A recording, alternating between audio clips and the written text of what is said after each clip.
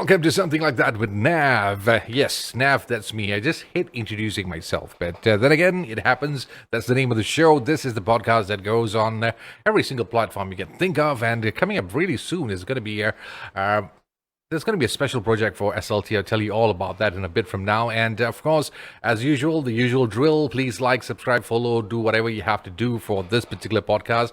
Because usually the ones who does that are the ones that are good looking, beautiful, charming, talented, humble. If you fall under that category, then you too should like and do all the subscription stuff. But if you're not, then don't do it. Don't do it.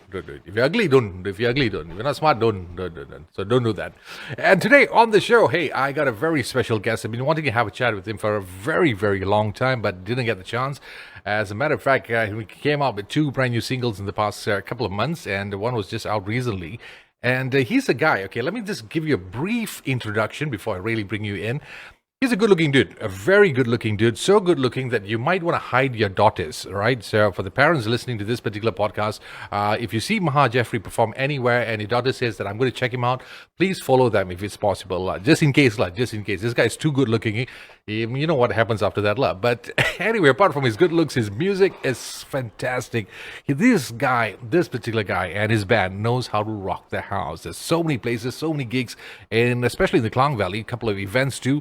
They've been rocking it big time. Who am I talking about? Well, it's none other than MAHA Jeffery from the MAHA Jeffery band. Hey, dude, what's up, man? What is up?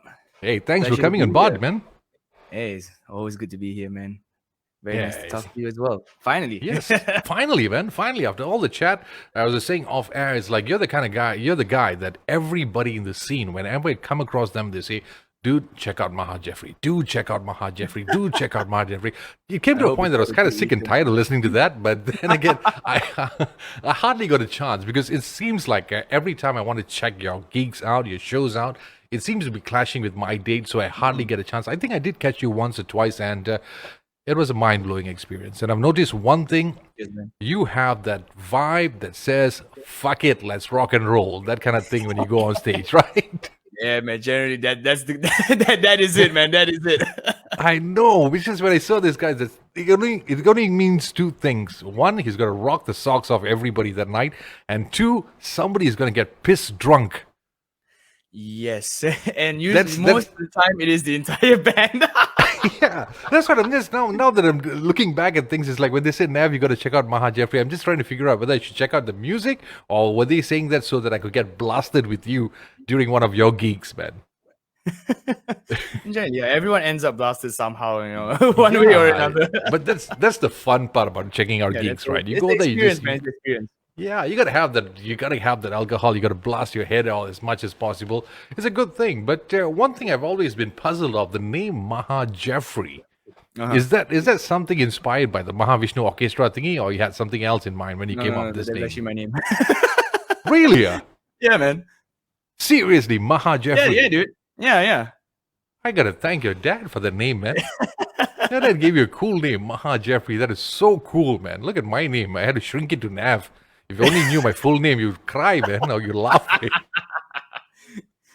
Oh, man. That's a good part of having good dads with good taste in names, man. Mm-hmm. I have a good dad with good taste in music, man. Yeah, that's what I heard. Your dad is also into the rocks, classic rocks and so on, right? Yeah, man, big time. So like that was pretty much where I got a lot of the sound growing up, So I'll be in his car, he'd be playing like Guns N' Roses, Zeppelin, Eagles, Deep Purple.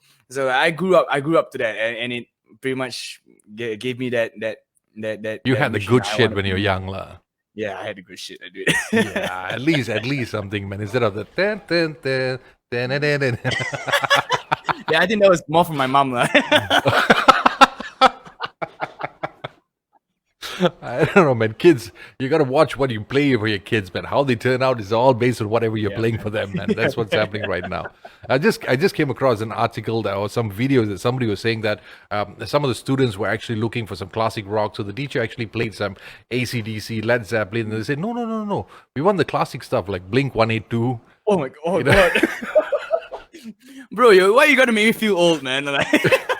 Dude, if you're old, dude, I'm ancient, man. I'm actually getting this nowadays, you know, like kids saying me, you listen to classic rock, and it's like, oh, you don't know My Chemical Romance, like, bro. You wanted to slap the daylights out of them, Nampak, man. bro. You want to slap the rock and roll out of them, man. Seriously. I get bloody annoyed when I come across that, man. I just hate when that happens. It's like Blink 182 classic rock. Are you terrible at And this? I go. But for you, I mean, you started off as at a very early age, right? Getting to this music, performing yeah. stuff, because I you started not only playing, started off with piano, right? yeah, I started with playing piano in the typical Asian household, right? So like, Yeah, my mom music dragged me to class lah. play piano. I actually learned piano up to like grade 8. I never enjoyed it. Then I just started picking Mhm. up drums. I enjoyed the hell out of that. But then once I started actually learning, getting really into music, I realized how useful and applicable the theoretical parts of learning piano was. You know, because you can pretty much transpose it to any instrument and you can apply. Which is that's the Nice, amazing part about it. And now, nice. especially now that I started from the last MCO, I started producing my own music, and like the theory, the piano really helps because I'm recording everything with my MIDI keyboard, man. Like most of the time, you know. Nice. Yeah, Wow. I got my bass on the wall, my guitar up here as well. But like most of the time when I'm recording like strings or keys or whatever, it's usually from this MIDI keyboard in front of me. You won't be able to see it, but yeah, it's right in front of me.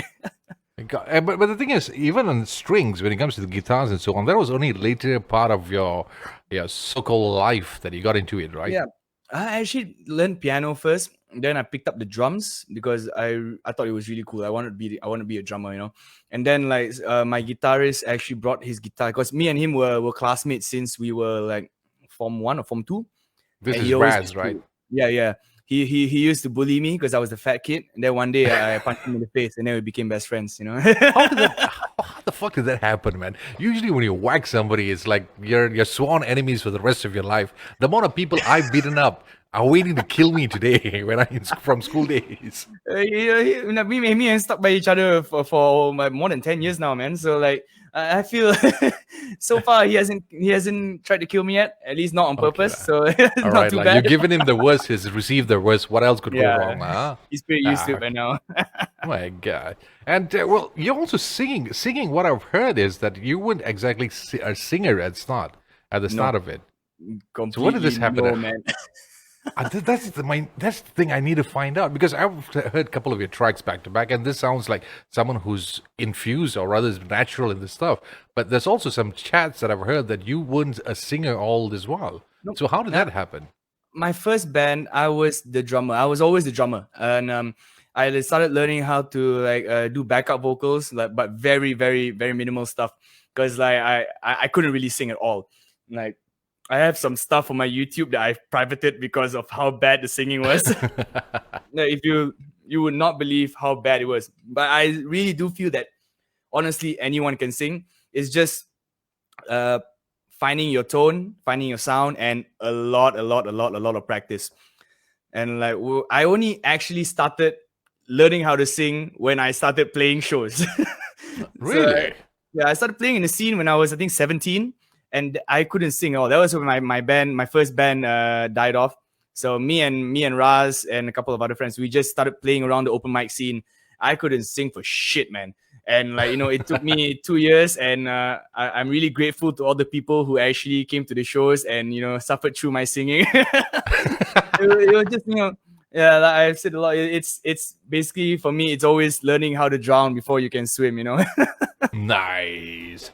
But the thing But is, yeah, this 2 years of trying, and that's no joke. Especially you want to get no, gigs, you want to get jobs, and so on. It's not going to be easy because you know how the scene is. It's so small that once you have something like a black spot in you, that everybody says, "Nah, lah, this guy's not really. We want them," or so on. But how do you manage to persevere in that, man? How do you manage to continue doing that? I just really fucking enjoy and fucking love music, man. I love playing music. I love making music, and like it's always been something that I've wanted to do. You know, I've always wanted to create music, and for me, I'm what I like to call I'm a storyteller, man. I like to create music and give it, you know, a story to it, and that's what I really enjoy to do. I'm basically just writing stories and stories, and it's Nah. something that I really enjoy doing. Cool, man, cool. But the thing is, there's also, when it comes to Maha Jeffrey, I would like to say there's two versions of it. One is the Maha Jeffrey band, and then there's a solo act itself. So let's before we get into the solo part, let's talk about the band first. The Maha Jeffrey band. When did that idea come by? That was actually it came very organically, I like to believe. So like when me and Raz were playing all over, and at one point, you just get kind of, I don't know, bored or tired with just playing a two-piece acoustic kind of thing. It's like, why don't we start a band, man? Like, just find some like-minded people, and the like-minded people just sort of just fell in. Like they just appeared right at the right time, and and so we kicked it off, and the band went on for a while. But like, we've had a lot of good times with the band, and throughout the whole time with the band, I was also doing some of my solo stuff because I released that first EP while I was with the band. But like, but it's always when I am away from the band. The first EP was released when I was in the UK, living there for a year, and then the newer solo stuff was released during this whole MCO period, where the band is pretty much gone on a indefinite hiatus because everyone is doing their own thing now. Yeah, true. That's the thing with the rest of the band, because everyone is sort of a star on their own. We have Sid, the keyboardist, who has released his own stuff. He's actually producing a lot of my stuff now as well. Nice. We got Keith, Mr. Leon Sapphire, who's released a couple of singles as well. He's working on his album now. Raz is always working on something, so like Raz has released a complete full orchestral album. Whoa. So so he's a very classical guy, but he's working on his new album now as well. But we still very much work together in some sort of capacity. Keith and Pras still play for some of my tracks. Sid, I work closest with Sid because he arranges, he produces, he also sometimes mixes some of my tracks as well. Especially the last couple of tracks, Watermelon Juice and Used to Be. He was the one who produced Watermelon Juice. He mixed Watermelon Juice, and but for Used to Be, he arranged it, he produced it, and he mixed it. But why is it that the Maha Jeffrey band, have you guys actually released a track as a band itself? That was the thing. I feel the problem with that was that we were never able to actually find our studio sound. There's one thing about writing and playing your songs live, that shit's easy. But to actually encapsulate that energy, because we're very much a live band. We are the guys that when you go to a show, we are the guys you want to watch when you are already blasted as hell and you want to have a good time, Yeah, I mean, but it's very hard to capture that kind of energy live. I mean, in a studio album.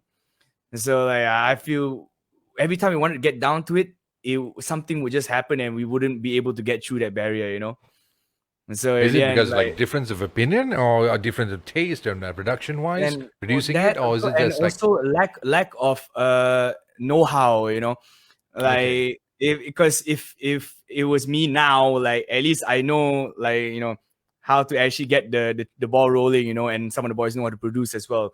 So if it was at this point, man, we will be releasing stuff nonstop. But at that point, man, none of us knew how to produce. Okay, that explains a lot. None of us knew how to record. So it was hard to release something that we didn't want to release something that was lackluster, because we did record quite a few tracks, but we were never satisfied with it, Okay, that explains it.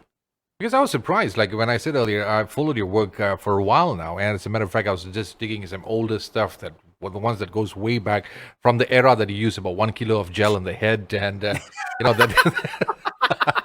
Yeah, the era before I grew up my hair. Yeah, I remember that era. I think you might have spent a lot on gel there. Man, I spent a lot on haircuts and a lot on pony. It was insane, man. I had to get my haircut every 2 weeks. I can imagine. Yeah, and I think a month or 2 months before MCO, I was like, you know what? I'm so tired of cutting my hair. I'm just gonna grow it out. And right after that, MCO hit, so I was like, I made a good decision there. Yes, I know that feeling because that's why you see me like this. Because the haircuts and jello doesn't work, like, dude. It doesn't work at all. No, but seriously, I was going back to the tracks, like the older stuff, and I was amazed. I might say I was blown away by the stuff that you're doing during gigs, your performance, and so on. But there was always the question mark: is where is the album? Where is the music? It's like the MAHA Jeffrey band. So that's what I was a bit puzzled until lately. That a couple of months back, which I would want to say your first single, but let's put it this way, like a fresh new single. Yeah, it's a fresh Watermelon. Yeah, a fresh new single, because you had another single before, right? I had an EP Couple of years before back. that. Yeah, EP, yeah. So this one, the fresh one. My first single was in 2017, 2016, around there, if I'm not mistaken. Quite a while back. Yeah, it's 20 what? 2016. I think so, man. That was when I first started getting into actually music. I think that was my second year into actually in the music scene. Now I feel fucking old, man. Hey, was it? Hey, no. It was like, I think about it. No, that was the year that we started the band, I think, not mistaken. Okay. Yeah, because there's some part of it, I was reading some of the articles, and he says that you got into the music further after checking out Blister and opening for Slash and so on. It's like, dude, I feel freaking old, man. This guy is still young, but he's rocking it. That's the best part, because I'll be honest with you, guys your age is like, the stuff that they play, that they perform, is totally different. But what you bring to the stage and your music is hats off, man. Thank you for doing that, man. Cheers, man. We're just enjoying. So let's get back to your music right now, and from MAHA Jeffrey band to MAHA Jeffrey and your first single, Watermelon, that was out. First and foremost, let me say you had a brilliant music video. I loved it, man. I fucking loved that music video.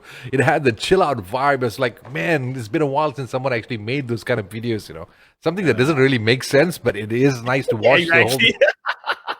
I didn't want it to make sense, That was the entire point.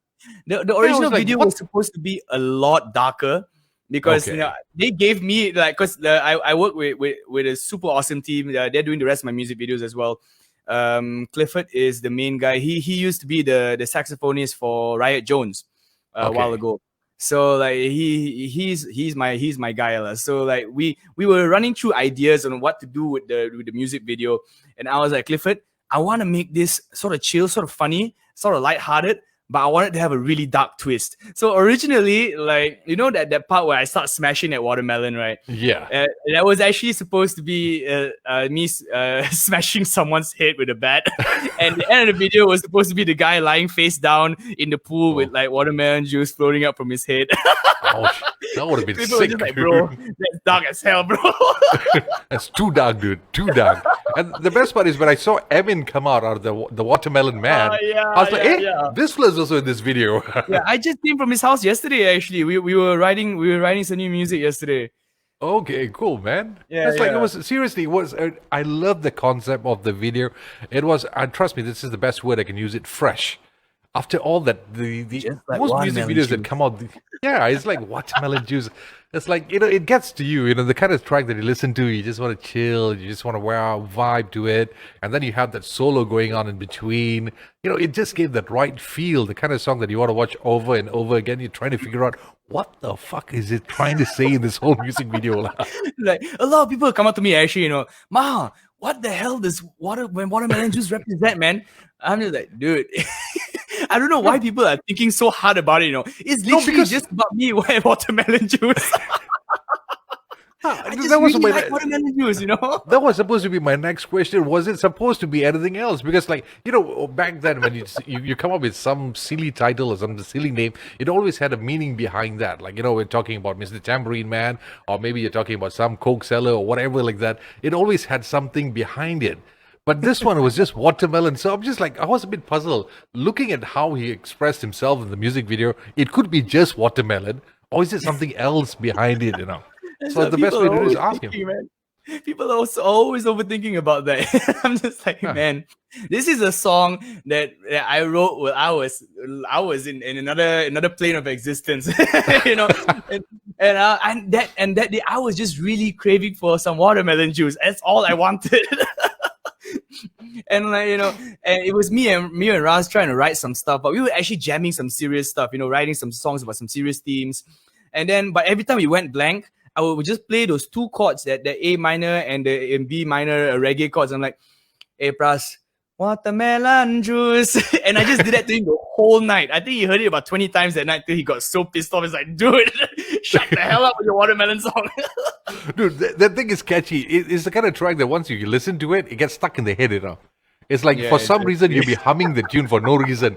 Watermelon is like, I swear to God, this is what actually happened when the first time I heard it. Everywhere I went, every shop I went, my eyes couldn't get off any watermelon that I see. It's like the moment I see watermelon, you know, I was just humming my way all the way, man. It took me a long time for me to get you on the show just to find out about that. Because I couldn't find any clear explanation about that so-called song. And now it's such a relief. But for those who haven't checked out the track yet, please do check it out. Because trust me, it comes with a warning, disclaimer that song might be addictive. That's all I can say. It is addictive. That's the best part. Check out the music video. I had a good laugh. I really enjoyed it. It's always like the first time you watch it, you're just curious. Okay, what's next? What's next? What's that? What is the whole point of the video that he made? It's like no point. Exactly. That's the thing. Man, that was a tiring shoot, bro. Because like that music video, well, I had rented that mansion for like one day, you know, and it was just for one day. So it was a 1 day shoot. Me and Emin crashed at my house the night before that. We had no sleep because we were up the whole night playing video games because we couldn't sleep. So both of us went to the shoot together. We were dying, man, because it was a 12-hour shoot and we were just exhausted. We had to pull through. You know, I had so many weird ideas running in my head. Okay, is Emin the drug pusher or is he the devil? Is he talking about the evilness in the song, but in a chill out way? All those thoughts were running in my head when I saw that whole video. But now you tell me, like, chap, what those team, brother. The whole storyline was actually watermelon juice in the video was supposed to be a symbolism for something else, you know. So, like, if you realize in that video, Emin did not appear until I drank that watermelon juice. Yeah. And when Emin appeared, we started like just harassing everyone. Now for those like the whole video actually is if you look at it on itself without the last probably 30-20 seconds, you think it's just like a happy little song with like, you know, it's just a chilled out song about watermelon juice. And that's what I like to tell people. But if you go to the last 30 seconds, it gets actually really creepy. I know. Design the soundscape for that. Gotta check it out, man. Seriously, for those who haven't checked it out yet, please do check it out. And feel free to drop in your comments about what you think about the video. I kind of loved it. I really loved it, man. It was fresh. Like, for a change, I was like, it gets your mind running. Like, but since now you say it's nothing much, actually, it's like, chap, what don't steam, man. Yeah. No, but it's a good video. It's a good video. I must say that, man. It's actually taken from your so-called upcoming album, right? It's C.A.I.S.O, if I'm not mistaken. ARTIST Intergalactic Space Opera. Yes. Who the hell came up with that name, man? Right? Yeah, I know, but this is clearly something a gamer would come out with. Yeah. A gamer who likes, I don't know, some space cowboy shit going on. Man. Yep. Yeah, man, was it?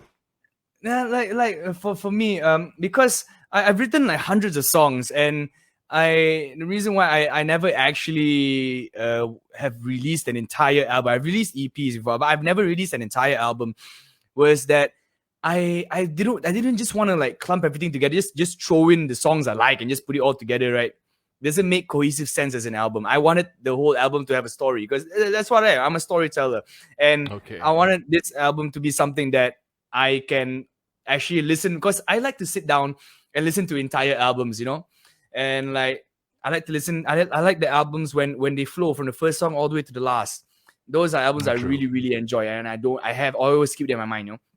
So I wanted to create an album like that, like, you know, Sgt. Pepper's-esque or Dark Side of the Moon, and those kind of albums, the concept albums. I really enjoy them. So I never actually had the time to actually sit down and come up with a storyline for a lot of these songs, and I could never find the glue to piece them together, you know. And like, once that MCO hit, it gave me an entire year to just sit down and write music. And so then after starting writing, and this is about the time like Now I've always been. This is about the time I replayed Red Dead Redemption 2. I freaking love that game. It's just Oh a man. story about outlaws, a band of brothers, and the group, the gang, you eventually falls apart. But like, it's the stories of the characters in between, of how it progresses on, and like, it's very similar to shows like Mandalorian, or like growing up, I really enjoyed Samurai Jack, or Oh, I like, haven't heard that name in a while. yeah. Have you not watched the final season, bro? No, I can't recall. Did I? I don't know. Maybe I might have They not. I released can't the final recall. season, I think, a couple of years ago, on Adult Swim. It got Okay. really dark, so it explored his Wait, PTSD. help me out What? here. Adult Yeah. Swim is the channel for what? Adult movies or something like No, that? it's like the adult section of Cartoon Network. So Ah, Cartoon because Network is I for got this kids, yeah, I got this and TV. Adult Swim is the more adult-oriented cartoons. Thanks for So clearing it up, man. Because I have yeah, this channel, the TV box thingy. It yeah. has a lot of adult stuff. Some of it were actually Bro, bro. porn, and then there was Adult Swim. So I wasn't too sure which switch. Because I accidentally once clicked on the adult channel, and my whole family was around, so you know what happened, lah.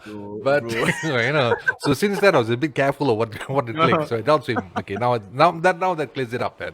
Sorry, I'm a bit old So school it's the one. more adult-oriented cartoons, right? So they moved Samurai Jack from Cartoon Network to Adult Swim. So they were able to Okay. explore the darker themes, because this fella has been trapped in the future for like God knows how many years. He hasn't aged, and he's suffering through PTSD. And so like, it got through some really, really dark themes, and I really enjoyed that. So it's this like lone sort of cowboy character, and each episode there's no like there is a an end goal, but every episode is sort of like a side mission, Okay. so because it focuses more on building the world around the character, and that's what I really enjoy. So like with the C.A.I.S.O album, it is basically these space cowboys, you give them a word, right? They're just going on their last heist, and I wanted all these songs to be able to pretty much be the soundtrack to their journey. So Nice. you can create this world where they all live in, and these songs all represent the journey of the entire album. Cool, man. I like the way you think. I mean, something that I haven't heard in a very long time. A concept, a theme for an album. This is brilliant, man.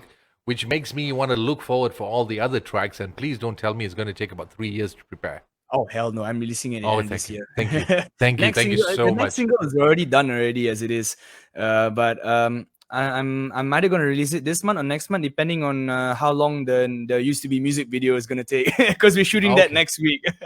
Nice. That's another one. That's another track which was out recently. Used to be. Tell me a bit about this particular song. What is This it all one, about?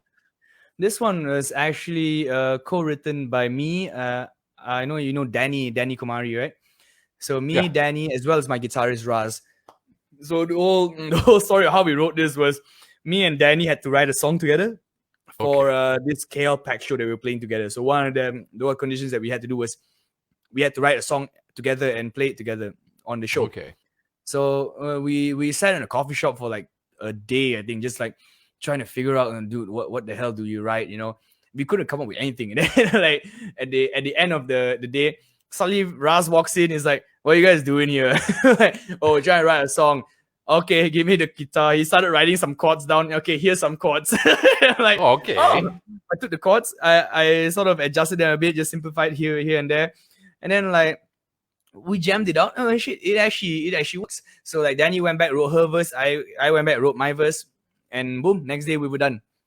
Nice. This thing about you and Raz seems to be very interesting. It's like you guys can like read each other's minds or something like that. I feel like like you you know come up someone with- that long. You play music together for that long. Like it just instant Magically instantaneous, happens, man. Nice. It always happens, man. Okay, Danny didn't mention anything about this previously, but I had a chat with a few weeks back. So it used to be, it's currently out. It's also available on Spotify, and a music video which will be coming out really, really soon, hopefully. But how many tracks are you actually looking at this particular album? This album, I've got I think about 15 tracks right now that but I'm gonna condense it to about eight to 9 tracks, depending, because I'm gonna pick the best ones out of these 15, Go because for it, they man. all fit in this theme, And once I had my clear direction, like writing was a lot easier than I thought it would be. Oh man, that's a nice way to look at it, man. So what we were expecting, what, somewhere around end of this year? Yeah, definitely end this year. Probably my Oh birthday man, or something. please, thank you for telling us that Yeah. you're going to do it soon, because I've had chat with many artists before, and everybody seems to be releasing one track every 3 years, or 1 year Yeah, once, 1 year once. It's I like, went you through know, that you're as well, just, man. But yeah, you now know, that I got the ball rolling, it's like, wow, yeah. I got this team rolling. I got the ideas. I got people to help me out with some stuff. So it's like, I'm on top of it already. Nice. That's how it should be, So I'm like, really because excited. trust me, we all love it that way. We all seriously love when musicians come up with more and more songs, man. You're just gonna give me 1 second, dude. Just give me 1 second. I just gotta Hey, plug in my go ahead, laptop man. charger. I No didn't worries, realize man. it's No not worries. charging. This is the baddest thing. This is the baddest thing. Gonna try to re-edit this thing out, hopefully, or maybe we just put it into the whole podcast. Like, who cares, man? It happens. Shit happens behind the This shit scenes of happens. all. Shit happens, man. Yeah, if all the preview productions you see, if you only knew what actually happens. So today you had a glimpse. Well, the host did not switch on his laptop power. It's all right, man. Shit Don't think. happens. Yeah, just do it. Like, I've been chatting with you, so I have that rock and roll spirit going on. Because when I decided to do this particular podcast with you, all I had in mind was sex, drugs, and rock and roll. Minus the drugs, sex. I doubt we're going to talk about it. So it's just gonna be rock and roll all the way, man. That was the whole plan anyway. So it kind of worked out somehow, which is a good thing, Mm-hmm. But how is it for shows right now? Is like, are you active Yeah. on what, like one of those live streaming thingies? It's like Oh, doing no, live actually, like, performances. I just started picking up with live shows again. So Mhm. I just got a couple of weekly gigs. I'm quite excited to play starting from next week. But like I did try live streaming for a bit, but like my I don't know, my setup is just really annoying for some reason where I can't it always bugs off and on, so it's really unreliable. So like nowadays I think recently I've been playing like live shows actually on Clubhouse. If you heard Really? of the app. Yeah. Yeah, I know. I don't have an iPhone, so I don't know what the hell is it all uh, about. But it's actually I pretty gotta. cool, man. Yeah. And there's quite a community there, so like I've been able to meet some really really cool people there. I've been a part of this community label that me and a couple of friends are starting up. So it's actually pretty dope. And also yeah, it gives me a chance to actually meet some really really interesting people from all over the world and Nice. showcase my music. So that has been really interesting. That's actually good about this MCO thingy. It's like you start thinking outside of the box. Is like Yes. outside of the country, especially. It's like all this while Mhm. everybo's been focusing on local shows, local gigs, and so on. Music Yeah, for the local market. Then all of a sudden, when the MCO kicked in, you just realize there's a huge market out there. It's where exactly. people Yeah, who appreciate whatever's going on locally down here. Like, as a yeah. matter of fact, this particular podcast, like I mentioned before, what surprised me was when I first started it off, I thought it was just going to be our friends in Malaysia. But then again, when you start playing for the other parts of the world, they started liking more and more of the music that we have been producing and the stuff that we've been producing, because some of them Mhm. find it fresh, something different, and the talent is like, wow, it's a very big deal for them. So it's nice that, yeah, you're also focused on that market, which is great. Definitely, Please man. do, man. 'Cause The other parts of I Asia feel needs you, man. with how experimental I'm gonna be with this album, I feel that I need to to branch out to Yes, the international go market. for it, man. Go for And it. Especially the Asian market, which is kind of interesting because they seem to be having the huge chunk of listenership, even on Spotify or Apple yeah, and so on. They seem to be taking the biggest chunk of all, man. hmm Yeah, definitely, man. that's Like good, man. Because sorry, you saying? with this sound, I'm just I'm actually gonna see how like far this album can go, because like the sound it's a very weird blend of sounds, because generally for me I've always classified myself as a rock and roll artist. It's always been about rock, but the album pretty much encapsulates the entirety of my career, from my solo stuff to my to the band stuff to my current stuff. It's a big mishmash of like some Jiwang songs like used to be, and probably the next couple of singles, because I'm releasing all the Jiwang stuff first. Then there's also the heavy the punching, then there's also the heavy rock and roll stuff of like TMJB, and then there's also like the newer, more the newer sound of me, which is pretty much I would define it as rock opera or stadium rock, because I The am orchestra kind of thing, yeah. yeah, I'm putting a lot of shitload of orchestras, but not just that. I'm genre bending within the songs itself. I think a few weeks ago I finally finished writing the final song for the album, and that is a song that kicks off as a heavy gypsy jazz kind of sound.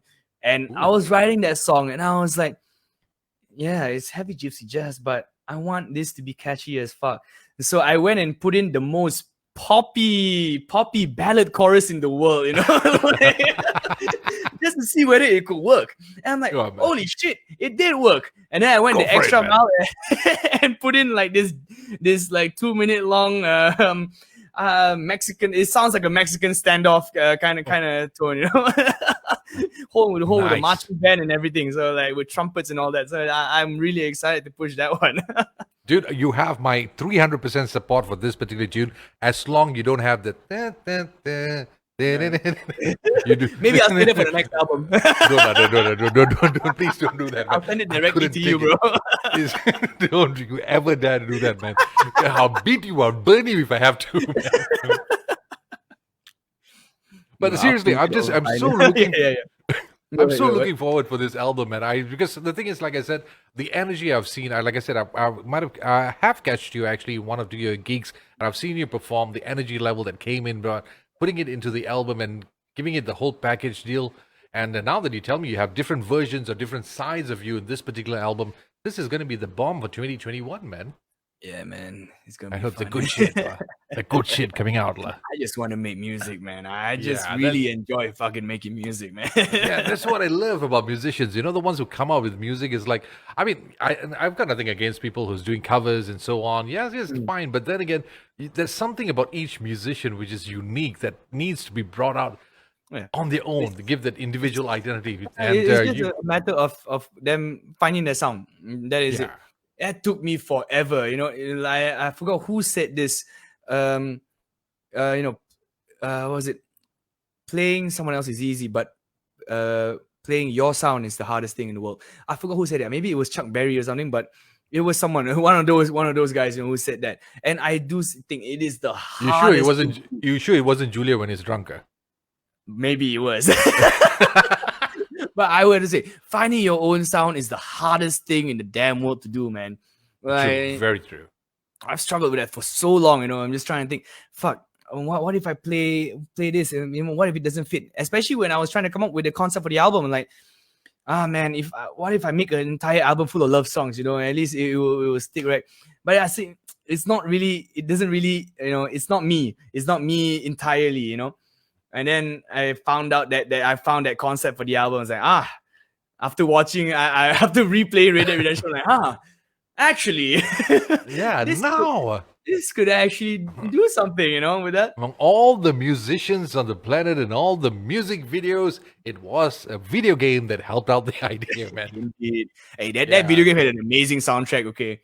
Yeah, it was entirely all instrumental up to the halfway point, and suddenly freaking D'Angelo comes out of nowhere, you know? That's something I miss about movies and games is the soundtrack. Nobody seems to be coming up with good soundtracks, man. You know, it's like last time when you watch movies, especially when you a bit of the retro stuff or even up to the 90s, you know, that the songs that came along with the movies, they gave that extra oomph in it, you know. Nowadays it's like this couple of beats at the back and it's done.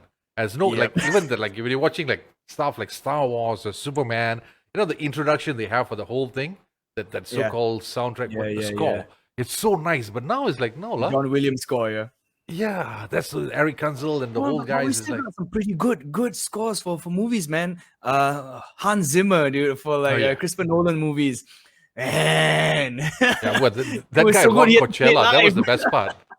He rocked Coachella with the so-called his set. Who knew, man? Who knew? Oh man, I just wish more tracks. Even I've always wondered. I had chats with a lot of movie directors. I said, dude, you got a lot of great musicians down here. How come you don't really pick and select the right ones to create the right soundtrack for the movies? I mean, it doesn't matter if it could be an indie movie, a short film, or whatever. I mean, collaborating with some of our musicians down here would make it awesome, man. I would just love to hear some of the tracks on movies, lah. But it doesn't seem to I be have to working start out much, writing lah. some Malay songs lah. Then I can be Yeah. featured in Suamiku. Suamiku tidur 3 kali. Suamiku Ustaz. Suamiku dah urut.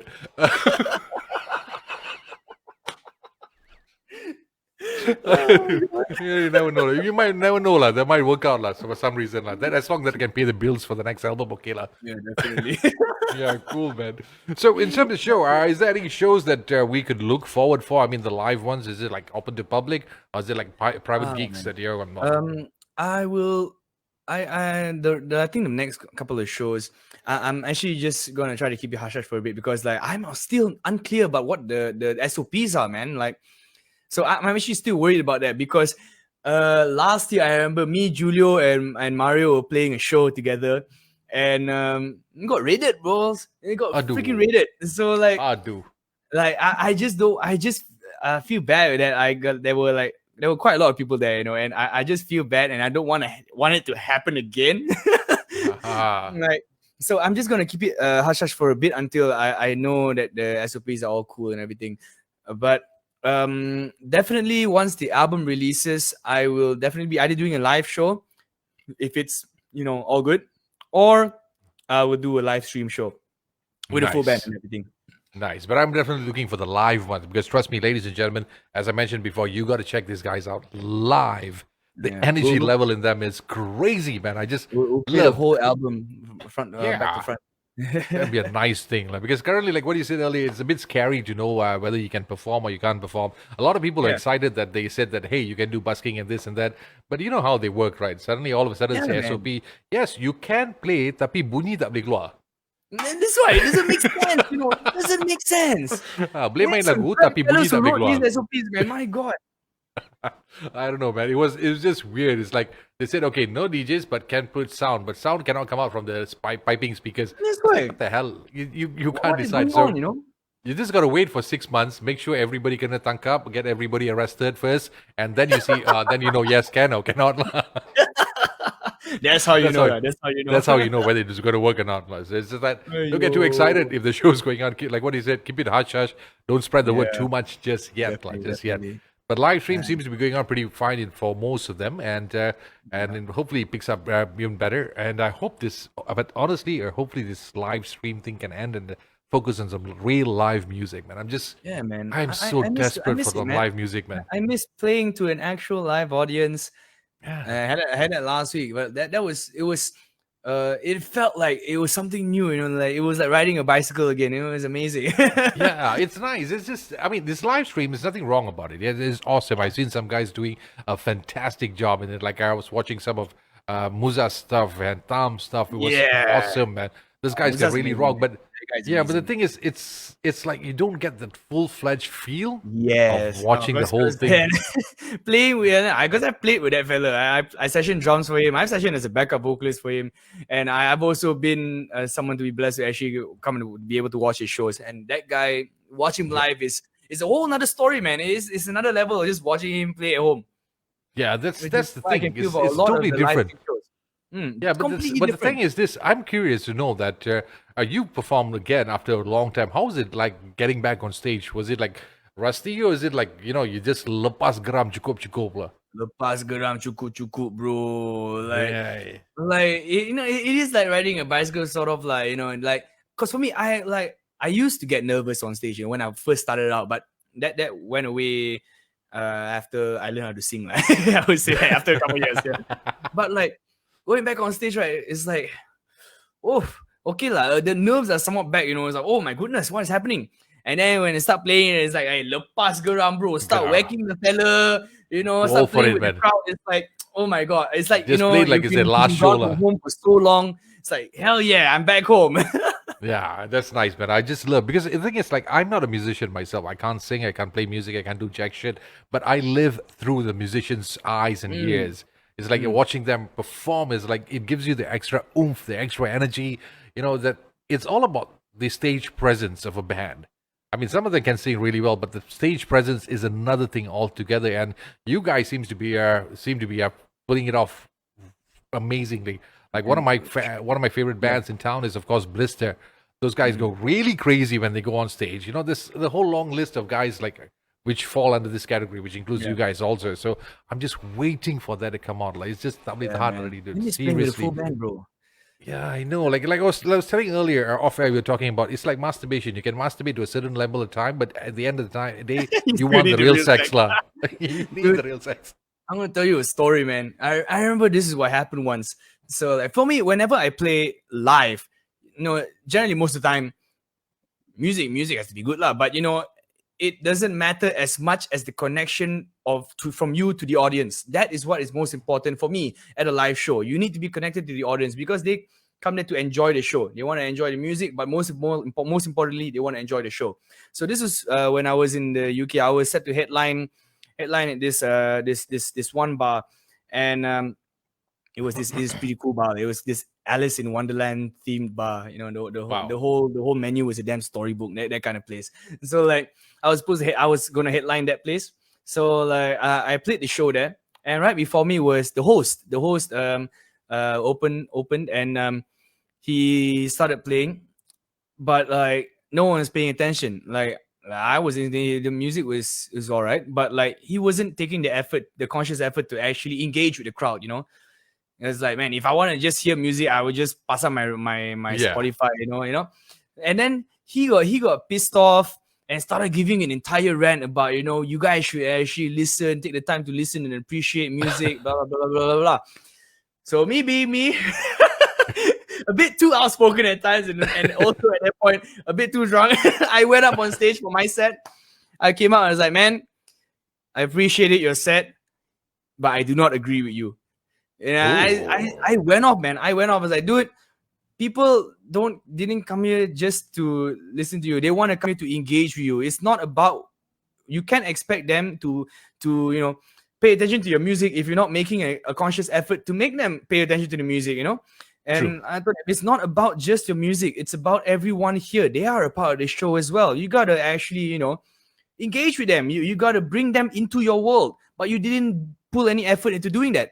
And you know what this fella did? He went up on stage, he pulled out all the cables and he left. So I was there, full on unplugged, he pulled out the mic cable, he pulled out my guitar cable. Ouch. So I was like, you know what? The crowd was just like, what? So I was like, okay, no mic, what at all, I was like, you know what? Fuck that guy. I'm gonna fucking play this unplugged. And so I sat at the edge of the stage, I played my entire set unplugged for an hour. And the entire crowd just stayed, And he was the only one that left.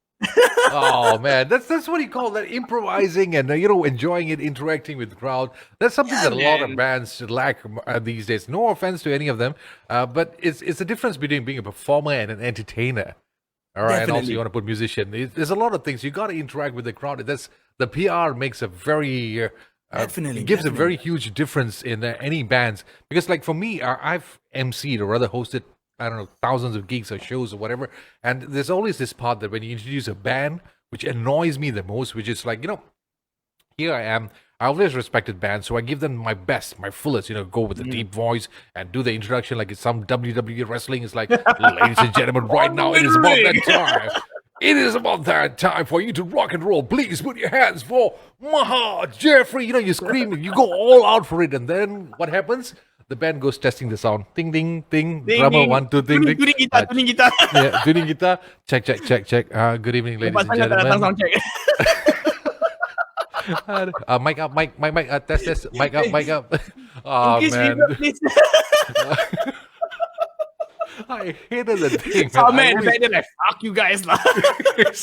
After all that sound checks and this and then, you give the best introduction on the planet. They go, good evening, ladies and gentlemen. We are this. This is our first song. Enjoy. Like, terimalah lagu pertama saya. Enjoy. Are you enjoy? Are you enjoy?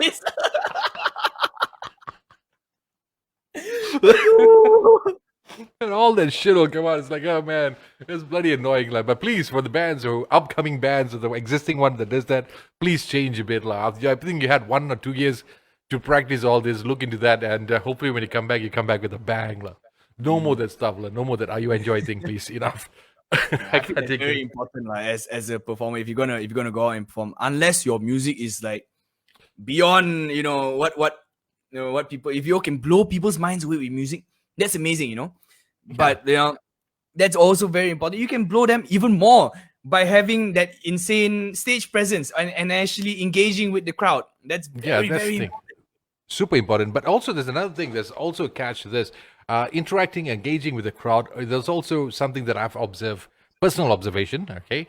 When bands meet other bands, some of them, not all of them, right? Some of them tend to forget the existing audience, the patrons of the club. You pay so much attention to your friends who come there. Yeah, so it's like you just interact so much with your friends over there, and I don't mind, some guys coming up on stage performing impromptu stuff, jam sessions, cool. But they all, in many cases, like it goes on to bands after bands after bands. It's like I come here to watch you, so I just want you, and maybe one or two additional stuff is fine, or somebody jamming on the side is fine. But then again, the entire set or the last set or two sets to go. Everybody seems to be having this fusion thing going on, and most attention is being paid among musicians, but not to the patrons of the club or the audience over there. That happens a lot.